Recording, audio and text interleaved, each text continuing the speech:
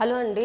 మన ఇళ్లలో ఈ మధ్య చాలా మందికి బీపీలు, షుగర్లు, థైరాయిడ్లు చాలా యంగ్ ఏజ్‌లో వచ్చేస్తున్నాయి. 25, 30s కల్లా ఇంట్లో షుగర్లు, బీపీలు వచ్చే వాళ్ళు ఎక్కువైపోతున్నారు. ఇలా అసలు ఎందుకు వస్తున్నాయో ఎప్పుడైనా ఆలోచించారా? ఇవి సరిగ్గా తినకపోవటమే వస్తున్నాయి. సరిగ్గా తినకపోవడం వల్ల బీపీలు, షుగర్లు రావటం ఏంటి మేడం అనుకుంటున్నారా?